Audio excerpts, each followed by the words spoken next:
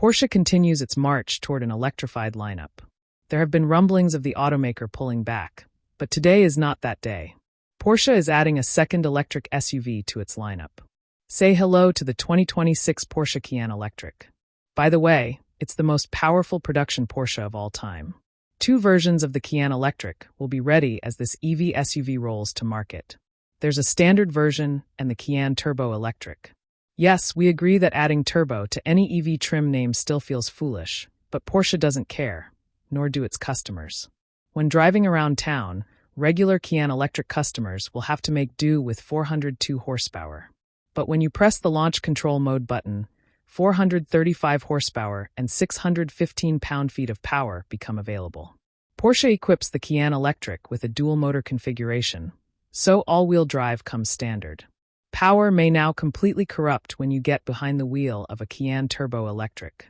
Normal driving produces 844 horsepower, but when you switch to launch control mode, you get 1,139 horsepower and 1,106 lb-ft of torque.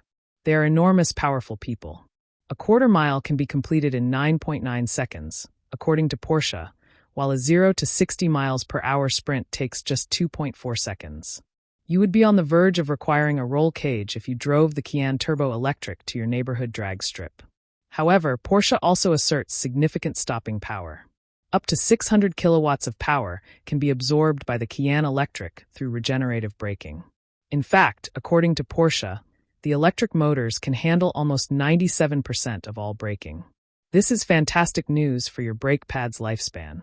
However, there is, of course, an available pair of ceramic composite brakes for the Cayenne Turbo Electric if you want to make your Porsche more sporty and appealing to other Porsche enthusiasts.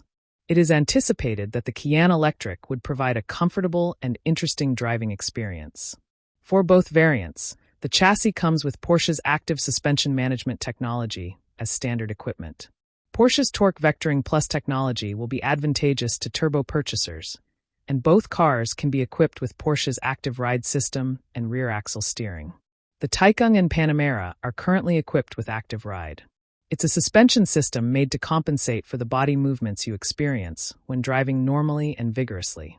The nose lift and dive you experience while braking or accelerating, as well as the side-to-side movements you experience when cornering, are all lessened by a Porsche equipped with active ride. The Porsche Cayenne Electric has a 113.0 kilowatt-hour battery pack in terms of genuine EV technology. Beneath the skin is an 800-volt system that can charge at up to 400 kilowatts. According to Porsche, under ideal circumstances, a 10 to 80% charge can be completed in as little as 16 minutes. Although Porsche doesn't specifically address range in the US, the Cayenne can travel up to 400 miles on the generous WLTP cycle in Europe.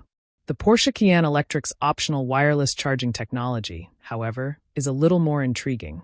You juice up your Porsche at up to 11 kilowatts after parking the Cayenne over a plate on the ground. To be honest, not much information is available on wireless charging. What would happen, for example, if anything blocked the charging field? Is it necessary to keep your animals out of this zone of magic that swirls beneath your car? Will bats be drawn to it? Will your car's undercarriage heat up? I got a lot of inquiries. The majority are probably not based on any real science, but they are questions nonetheless.